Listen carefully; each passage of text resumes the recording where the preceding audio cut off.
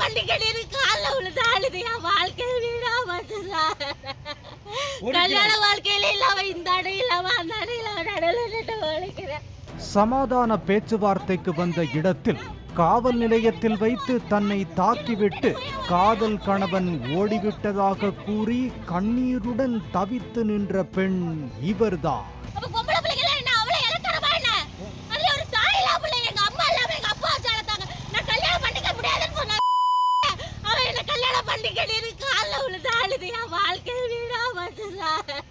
திருவாரூர் மாவட்டம் கூத்தாநல்லூர் வட்டத்திற்குட்பட்ட மணக்கரை பகுதியைச் சேர்ந்த பிரகதீஸ்வரன் சென்னையில் உள்ள ராயல் என்ஃபீல்டு நிறுவனத்தில் பணிபுரிந்து வருகிறார். இவர் நாகை மாவட்டம் செம்பியன் மகாதேவி பகுதியைச் சேர்ந்த கோவில் அர்ச்சகரான மோகனகுரு என்பவரின் மகள் பிரியதர்ஷினியை காதலித்து கடந்த ஆண்டு காதலர் தினத்தன்று ஊர் மக்கள் முன்னிலையில் கோவிலில் வைத்து திருமணம் செய்து கொண்டார்.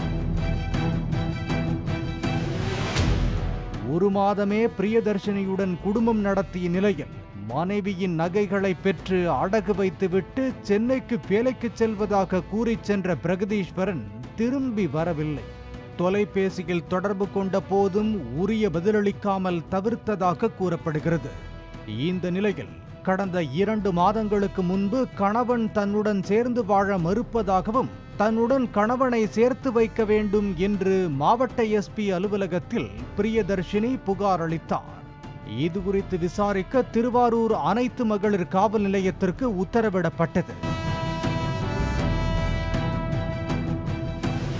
திருவாரூர் அனைத்து மகளிர் காவல் நிலைய ஆய்வாளர் சத்யா புகாரை முறையாக விசாரிக்காமல் கிடப்பில் போட்டதாக கூறப்படுகிறது.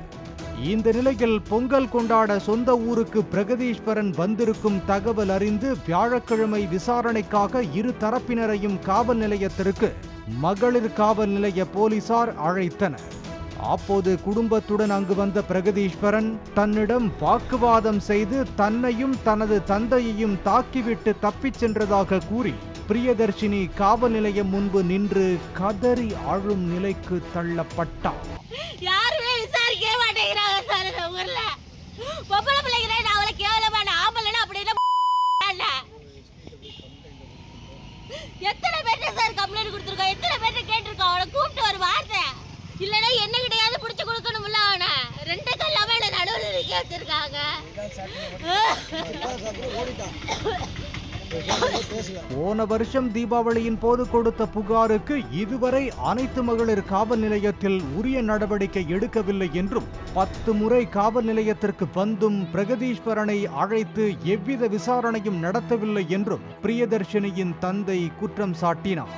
ஒரு நாள் நான் இங்கே ஒரு வேலைக்காக வந்துட்டு திருவாரூர் வந்துட்டு திரும்ப வந்து இங்கே வந்து காலைல 9 மணிக்கு வந்தேன்னா 12:30 வரைக்கும் உட்காந்துருக்கிறேன். உட்காருப்பா சொல்கிறேன்னாங்க. அதுக்கு பிறகு மறுபடியும் கூப்பிட்டு இதே போல் வந்து அவங்க வந்து ஊரை விசாரிச்சுட்டு சொல்கிறாங்க அந்த ஊர் தலைவருக்கு அடித்ததுக்கு. அதுக்கு பிறகு வாங்கினாங்க. அதுக்கு பிறகு என்ன மேடம்னு கேட்குறேன், பதிலே வரல. காலில் விழுந்து கெஞ்சி கேட்டதால் காதலில் விழுந்து தாலி கட்டி கொண்டு தவித்து நிற்பதாக கண்ணீருடன் தெரிவித்தார் பிரியதர்ஷினி. கல்யாண